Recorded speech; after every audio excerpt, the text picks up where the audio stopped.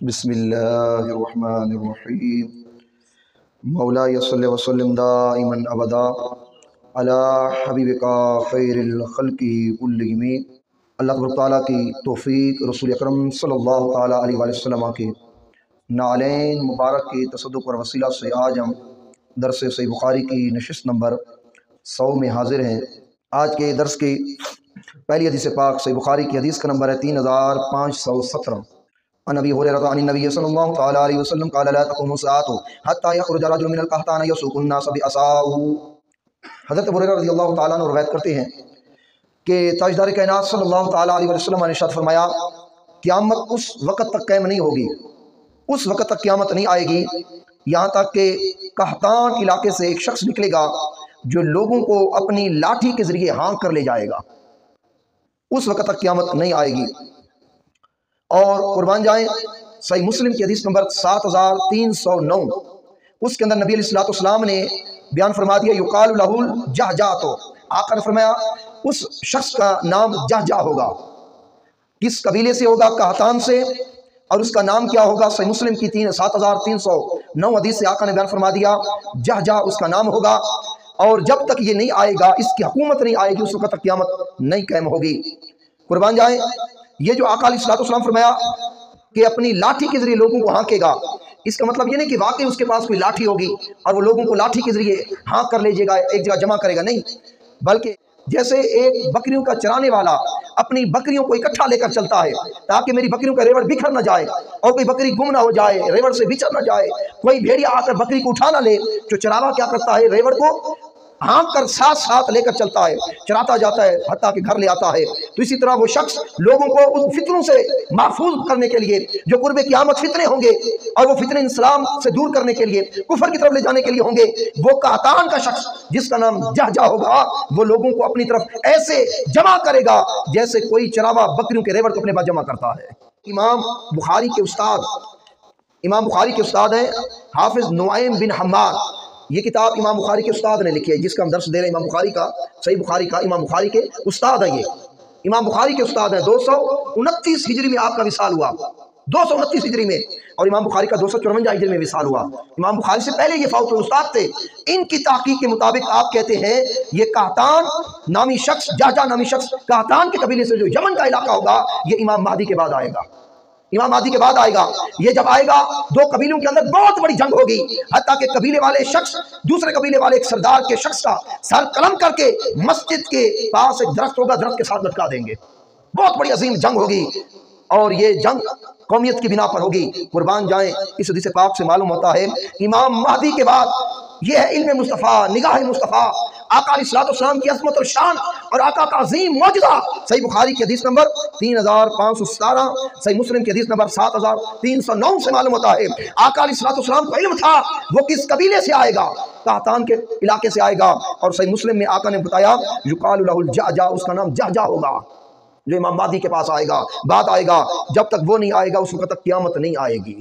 قربان جائیں نگاہ مصطفیٰ، قرب قیامت کس کی حکومت نے آنا ہے، وہ لوگوں کو کیسے جمع کرے گا، اس کا نام کیا ہوگا، اس کا قبیلہ کیا ہوگا، کس خاندان سے آئے گا، کس علاقے سے آئے گا۔ آقا علیہ السلام نے صحیح بخاری اور صحیح مسلم کی احادیث مبارکہ سے تمام اشکالات دور کر کے امت کے سامنے رکھ دیے۔ کیسا علم اللہ رب العزت نے تاجدار کائنات صلی اللہ تعالی علیہ وسلم کو عطا فرمایا۔ 3518 اگلی حدیث پاک کا نمبر۔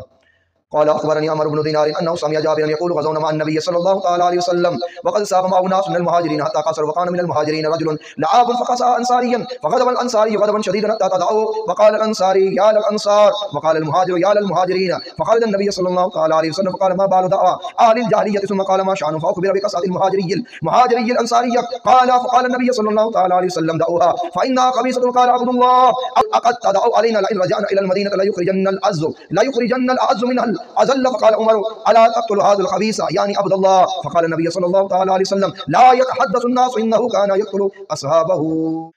یہ واقعہ غزوہ مستلق کا ہے جو سن 6 ہجری کے اندر رونما ہوا۔ آقا علیہ السلام کا مقابلہ ہوا، اللہ رب العزت نے مسلمانوں کو فتح یابی سے ہمکنار کیا، جنگ جیت گئے۔ تو آقا علیہ السلام نے چند دن وہاں قیام فرمایا تاکہ لوگ تھکے ہوئے ہیں، سفر زیادہ تھا، آرام کر لیں، بعد میں ہم سوئے مدینہ اپنا سفر جاری کریں گے۔ غزوہ مستلق سن 6 ہجری کے اندر عبداللہ بن ابی جو رئیس المنافقین تھا، मुनाफिकों का सरदार अब्दुल्ला बिन उबई, वो भी इस लश्कर में शामिल था अपने साथियों समेत। हालांकि नबी सल्लल्लाहु अलैहि वसल्लम पर उसकी मुनाफिकत ज़ाहिर हो चुकी थी, उसका निफाक ज़ाहिर हो चुका था, लेकिन किसी हिकमत अमली, किसी मसलियत के तहत आका अलैहिस्सलातु वस्सलाम खामोश थे, उसका निफाक ज़ाहिर नहीं होने दिया। क्यों? क्योंकि अभी बैरूनी दुश्मनों से जंग जारी थी।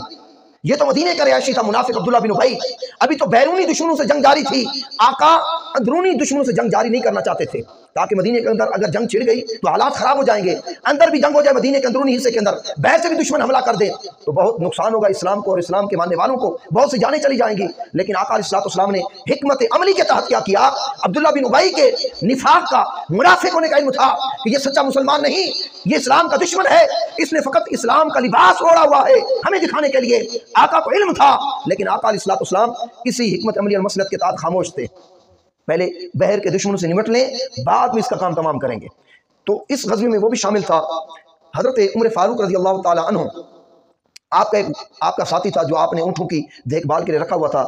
जंग के बाद आपने कहा कि ऊँटों के लिए पानी भर कर लाओ, इनकी थोड़ी देखभाल करो, कुएं से पानी भर कर लाओ। ये शख्स गया पानी भरने के लिए, और ये बड़ा हदीस पाक में आता है रजुल लाबुन, हसमुख इंसान था। हसमुख जो इंसान होते हैं खुश मिजाज, ये उस टाइप का आदमी था। तो इसने एक मुहाजिर शख्स से कोई हरकत की और हाथापाती हो गई, यहाँ तक कि हजरत उमर के इस आदमी ने मुहाजिर एक शख्स को जख्मी कर दिया, उसका खून बहना शुरू हो गया। उस शख्स ने मुहाजिरीन को बुलाया, इसने अंसार को बुलाया, हत्ता कि आका अलैहिस्सलाम के खेमे तक आवाज़ चली गई। हदीस पाक के अल्फाज हैं, आका अलैहिस्सलाम ने सर अक़दस निकाला, खेमे से निकाल कर कहा माँ बालो दाग अहल जालिया। आका ने फरमाया जहलियत की आवाज़ें कौन बुलंद कर रहा है? ये कौम का आपस में लड़ना और असबियत की बिना पर या अपनी मैं की बिना पर आपस में मुसलमानों का जंग करना, एक एक कबीले वाले को बुलाए, दूसरा दूसरे कबीले वाले को, और कबायली जंग को छेड़ना। आका ने फरमाया ये तो जहलियत का काम था, इस्लाम का काम ये नहीं। तो लिहाजा जहलियत की आवाज़ें कौन बुलंद कर रहा है? आका अलैहिस्सलाम का आवाज़ सुनने की देर थी, दोनों फरीकैन खामोश हो गए और सुलह हो गई, राजीनामा हो गया। अब्दुल्ला बिन उबई बड़ा इसके सारे मंसूबे पानी में फिर गई। ये चाह रहा था कि थोड़ी जंग छिड़े, मैं भी थोड़ी सी आग लगा दूंगा और मुसलमान आपस में लड़ पड़ेंगे। ये तो खुश था, मुनाफिक था। जब उसने देखा कि हजूर की इस फरमान पर दोनों मुहाजिर और अंसार खामोश हो गए, बिल्कुल मामला ठंडा पड़ गया और सुलह हो गई, इसके किए पर पानी फिर गया। जब पानी फिर गया तो इसको बहुत गुस्सा लगा। अब कुरान मजीद फुरकान हमीद के अंदर भी इसका ये आया है, आय मुबारका। फिर इसने कहा लइन रजाना इलल मदीनती, हम मदीने हमें जाने तो दो। लोगों को कहने लगा हमें मदीने वापस जाने तो दो। अब्दुल्ला बिन उबई कहने लगा ला युखरिजन्नल अअज़्ज़ु मिनहल अज़ल्ला, उसने कहा हम इज्जत वाले माज़ल्ला तुम जलीलों को मदीने से निकाल देंगे। इज्जत वाला अपने आप को कहा, जलील हजूर अलैहिस्सलाम और हजूर के साहब को कहा। अब उसने जब ये कहा, हजरत ज़ैद साहबी रसूल के कानों में आवाज़ चली कि अब्दुल्ला बिन उबई कह रहा है हम इज्जत वाले हैं, मोमिन और इस्लाम के मानने वाले, जलील हैं। हजरत ज़ैद खड़े हो गए, आए रईसुल मुनाफिकीन, क्या बक रहा है, क्या कह रहा है तू कि हम इज्जत वाले और रसूल अकरम सल्लल्लाहु अलैहि वसल्लम और रसूल अकरम सल्लल्लाहु अलैहि वसल्लम के मानने वाले जिल्लत वाले हैं। सुन ले, तू जलील है, तू कलील है, तू खबीस है। अल्लाह ने जो इज्जतें हमारे नबी को अता फरमाई है उसका तो तसव्वुर भी नहीं कर सकता। और अल्लाह ने इस्लाम के जरिए हमें इज्जतों से नवाजा, हमारे आका को जो इज्जत दी, जो शान दिया, जो मकाम दिया, जो मर्तबा दिया। ऐ अब्दुल्ला बिन उबई, तू उस मर्तबे को तू पहुंच भी नहीं सकता, समझ भी नहीं सकता। अल्लाह ने हमें इज्जतें दी हैं, तू जलील है, तू कलील है। और आगे हजरत ज़ैद ने कहा सुन ले, हम अपने महबूब से वालिहाना मोहब्बत करने वाले हैं, हम अपने आका से वालिहाना मोहब्बत करने वाले हैं, इन जुमलों को हम बर्दाश्त नहीं करेंगे। अब जब ये कह दिया, कुरान मजीद में आगे भी आयत मुबारक आई है। आगे अल्लाह रब्बुल इज़्ज़त ने फरमाया वलिल्लाहिल इज़्ज़तु व लिरसूलिहि व लिलमुमिनीना वलकिन मुनाफिकीना ला यअलमून। उस अब्दुल्ला बिन उबई ने कहा हम इज्जत वाले, इस्लाम के मानने वाले जलील, लेकिन अल्लाह ने कहा इज्जत अल्लाह के लिए, रसूल के लिए, मोमिनों के लिए है, लेकिन इन मुनाफिकों को इल्म नहीं, इनको इल्म नहीं। कुर्बान जाए, यहाँ से मुहद्दिसीन कराम मुफस्सिरीन कराम फरमाते हैं इज्जत इस्लाम में है, इज्जत ईमान में है, इज्जत अल्लाह का मानने बनने में है, रसूल अकरम सल्लल्लाहु अलैहि वसल्लम की गुलामी में इज्जत है, और किसी शय में इज्जत नहीं है। ये जाह मनसब, ये माल दौलत, ये इज्जत, ये शोहरत, ये सब कुछ फानी चीजें हैं, बाकी इज्जत अल्लाह रसूल का बनने में है। ये रुपया आने वाली चीज़ है, कभी इंसान के पास होता है, कभी नहीं। ये माल और दौलत से कोई इज्जत वाला नहीं बनता, ओहदों से इज्जत वाला नहीं बनता। जब बंदा रिटायर हो जाता है, कितना भी बड़े ओहदे वाला हो, बिल आखिर ओहदा छोड़ता है कि नहीं छोड़ता? ओहदा तो आना जाने वाला है, चला जाता है, कभी आया कभी गया। तो ये चीज़ें आने जाने वाली है। अल्लाह रब्बुल इज़्ज़त ने बयान फरमाया दिया इज्जत जो है अल्लाह रसूल का बनने में है, इज्जत इस्लाम के अंदर है। इसलिए हज़रत उमर फारूक कहा करते थे इन्नल्लाह अज़्ज़ना बिल इस्लाम, अल्लाह ने इस्लाम के जरिए हमको इज्जतों से नवाजा। आज लोगों हमें अल्लाह ने इज्जत दी है, हज़रत उमर फारूक कहने लगे ये सारी इस्लाम की दौलत से है। हमें कोई पहचानता है इस्लाम की वजह से पहचानता है, कोई इज़्ज़त देता है मुस्तफ़ा की वजह से इज़्ज़त देता है। ये सारी इज़्ज़त अल्लाह ने हमें इस्लाम की वजह से अता फरमाई है। और यहाँ से मुफ़स्सिरीन करम फरमाते हैं, फिर देखें यही मामला है हमारे अंदर कि इज़्ज़त आका अलैहिस्सलाम की सीरत अपनाने में है, आका की सुन्नत अपनाने में है, आका के बताए हुए दीन के मुताबिक चलने में है। जो बंदा अपने किरदार को किरदार मुस्तफ़ा के अंदर नहीं ढालेगा, अपनी ज़िंदगी को आका की सीरत के मुताबिक नहीं बसर करेगा, अपने रहन सहन को आका की सुन्नत के मुताबिक बसर नहीं करेगा, वो चाहे जितना भी मकाम हासिल कर ले, वो इज़्ज़त के उस मकाम को नहीं पहुँच सकता जो इज़्ज़त इस्लाम के सदके मिलती है। जो इज़्ज़त इस्लाम के सदके मिलती है वो हकीकी इज़्ज़त है। हम इस मामले से दूर हो चुके हैं। अपने घर के मामला देखें, अपने घर के माहौल को देखें, बिरादरी के माहौल को देखें, मोहल्ले के माहौल को देखें। जो बेचारा नमाजी होगा, परहेज़गार होगा, हलाल खाने वाला होगा, पूरे घर के अंदर उसकी इज़्ज़त नहीं होगी, मोहल्ले के अंदर इज़्ज़त नहीं होगी, माशरे के अंदर भी उसकी इज़्ज़त नहीं होगी। और जो हराम खाने वाला हो, रुपया हराम जरिए से कमाने वाला हो, और कोई अल्लाह ने उसको रिश्वत के जरिए कोई ओहदा मनसब दे दिया है, हर कोई उसकी इज्जत करेगा। माशरा उलट सिमट चल पड़ा है। लेकिन अल्लाह रसूल ने कुरान के जरिए सही बुखारी के हदीस नंबर 3515 के जरिए बता दिया कि इज्जत इस्लाम के चलने में है, हकीकी इज्जत। यहाँ अगर हम उस दीनदार को, उस अल्लाह के मानने वाले को, आका की सुन्नत पर अमल करने वाले को, दीन पर चलने वाले को हम इज्जत नहीं देते, उसके हमारी इज्जत देने से ये नहीं होता कि अल्लाह क्या उसकी इज्जत नहीं। जब ये आंखें बंद होगी, मैदान महशर में पता चलेगा कि कौन इज्जत वाला है, कौन रुसवाई वाला है। अब हदीस पाक में आगे आ रही, पूरी हदीस पाक अभी तक आधी हुई है। हज़रत उमर फारूक ने जब ये सुना, अर्ज़ किया, या रसूल अल्लाह, इस खबीस को मैं कत्ल न कर दूं, ये आपके बारे में से जुमले कह रहा है, सर कलम न कर दूं। आपने फरमाया अभी तक किसी को इल्म नहीं, ये मुनाफिक है, दुश्मन इसे हमारा समझते हैं, दुश्मन इसे हमारा समझते हैं। ऐ उमर तुझे पता है, मुझे पता है, मेरे चंद साहब को पता है ये मुनाफिक है, और तो किसी को पता नहीं। अगर हम इसे मार देंगे, लोग कहेंगे ये देखो मोहम्मद सल्लल्लाहु अलैहि वसल्लम अपनों को भी मारना शुरू कर दिया, इसने अपनों को मारना शुरू कर दिया, इसको छोड़ दे। कुर्बान जाए दोस्तों, ये होता है इश्क, ये होती है मोहब्बत। आका अलैहिस्सलाम चंद दिन रहने के बाद जल्दी जल्दी रवाना हुए।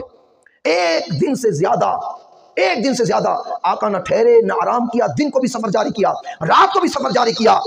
एक साहबी ने अर्ज़ किया, या रसूल अल्लाह, पहले तो आप इतनी जल्दी नहीं किया करते थे मदीना जाने के लिए, आज दिन रात का आपने सफर जारी कर दिया और जल्दी है आपको मदीना पहुंचने में, क्या वजह है? आका ने फरमाया, तुमने अब्दुल्लाह बिन उबई की उस बात को नहीं सुना था खबीस की? वो कोई हरकत करना चाहता है, वो कोई मामला बिगाड़ना चाहता है। मैं चाहता हूं कि अब्दुल्लाह बिन उबई से पहले मैं मदीना में दाखिल हो जाऊं, ताकि उसके मंसूबे खाक में मिल जाएं। अगर कोई मंसूबा बनाकर बैठा है और हमें इस्लाम को कोई नुकसान पहुंचाना चाहता है, उसके मंसूबे सारे खाक में मिल जाएं, इसलिए मैं पहले मदीना में पहुंचना चाहता हूं। आका मदीना में पहुंच गए। अब्दुल्लाह बिन उबई को आते हुए थोड़ी लेट हो गई। जब वो मदीना में दाखिल होने लगा, ये होता है दोस्तों इश्क, जो सहाबा ने कर दिखाया।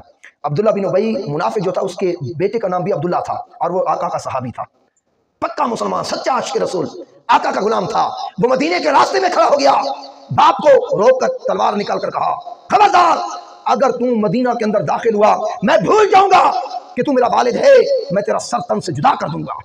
तूने उस वक्त उस मकाम पर मेरे नबी के बारे में क्या कहा था? तूने कहा था कि हम इज्जत वाले जलील मुसलमानों को मदीने से निकाल देंगे। तूने मेरे नबी के बारे में ये जुमले जो है बके थे, मैं नहीं देखूंगा तू मेरा वालिद है, खबरदार तू मदीने के अंदर दाखिल हुआ। हाँ, पहले इकरार कर, सारे लोगों के सामने तो इकरार कर, ये तो ऐलान कर, मैं जलील हूं, मोहम्मद मुस्तफा इज्जत वाला है, तब तुझे रास्ता दूंगा। कुर्बान जाए, ये है इश्क मुस्तफा। जब मोहब्बत मुस्तफा आ गई, आका की गुलामी आ गई, आका की निस्बत आ गई, उसने नहीं देखा ये मेरा बाप है, इस निगाह से देखा कि मुस्तफा का दुश्मन है, मेरे आका का मुखालिफ है, इस्लाम का दुश्मन है, इसलिए बाप के सामने खड़े हो गए। हजरत अब्दुल्ला अपने बाप के सामने, बाप समझ गया बेटा के तेवर बदले हुए, ये माफ नहीं करेगा। उसने इसी में हिकमत जानी, उसने कहा मैं ऐलान करता हूँ कि मैं जलील हूँ, मोहम्मद मुस्तफा इज्जत वाले हैं।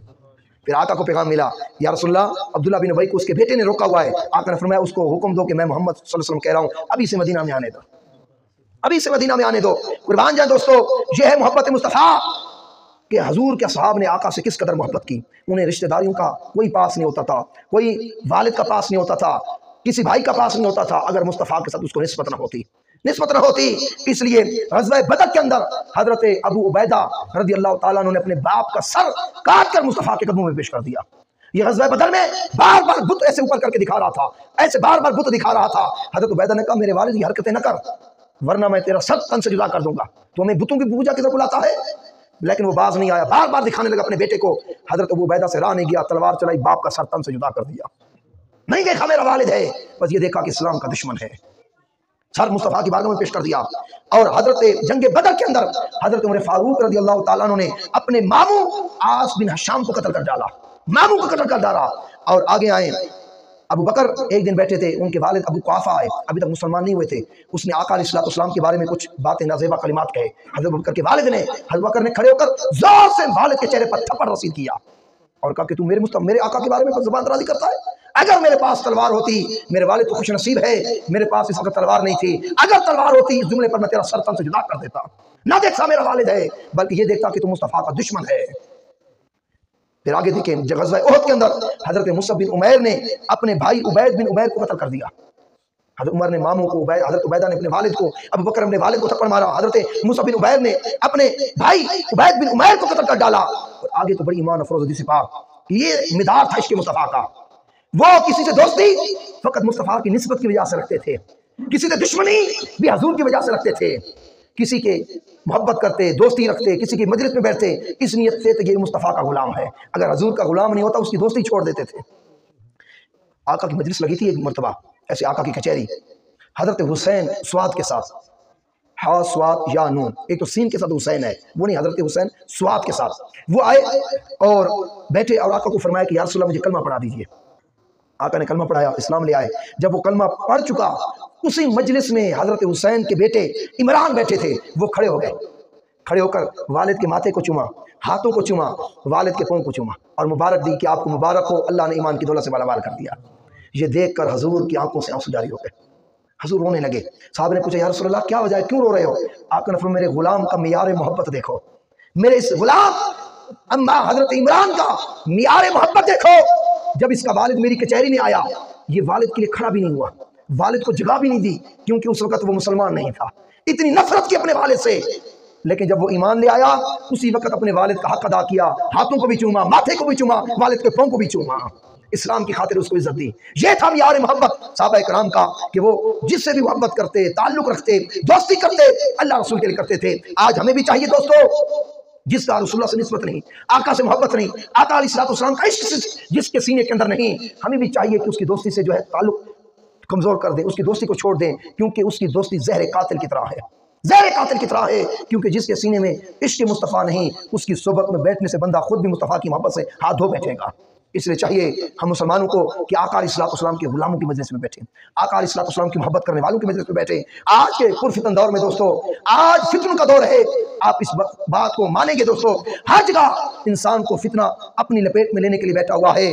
آج اس دور میں ایسی محافل کی، ایسی مجلسوں کی اشد ضرورت ہے جہاں نوجوانوں کو حضور کی محبت کا درس دیا جائے، اسلام کی حقیقی معنوں کا درس دیا جائے، اسلام کی سچائی، اسلام کی حقانیت اور اسلام کی محبت کا درس دیا جائے، جنہیں ادب کا درس دیا جائے، حیا کا درس دیا جائے، جنہیں آقا علیہ السلام کے اخلاق کے حسنہ پر چلنے کا درس دیا جائے، جنہیں اللہ رسول سے جوڑا جائے۔ آج کے جوان جو دنیا پرستی کے اندر گم ہو چکے ہیں، ان کے لیے لازمی ہے کہ ایسی محافل کا اہتمام کیا جائے کہ جس کے اندر ایسی محافل ہو کہ فقط مصطفیٰ کی باتیں سنا کر ان کے دلوں کے لگے ہوئے زنگ کو ذکر مصطفیٰ سے اتارا جائے، ذکر مصطفیٰ سے اتارا جائے۔ دوستو، آج کے اس پرفتن دور میں اتنی آقا سے محبت کریں، آپ آتے ہیں اتنا چل کر 100 نشستیں ہماری مکمل ہو گئیں، ہر نشست میں آپ آتے ہیں، یہ اللہ رب العزت آپ کو جمع کرتا ہے، یہ حضور کی محبت آپ کو لے کر آتی ہے۔ اس میں میں ہر روز ہر اتوار کہتا ہوں اکثر، نہ آپ کا کمال نہ میرا کمال، یہ مصطفیٰ کی حدیث کا کمال ہے، یہ میرے آقا کی حدیث کا زندہ معجزہ ہے کہ بلا ناغہ 100 نشستیں ہر اتوار ایک جذبے کے ساتھ آتے ہیں۔ آپ پورا ہفتہ اس قدر بے قرار رہے جیسے شدید بھوک کے اندر انسان کو روٹی کی طلب ہوتی ہے، شدید پیاس کے اندر انسان کو پانی کی طلب ہوتی ہے۔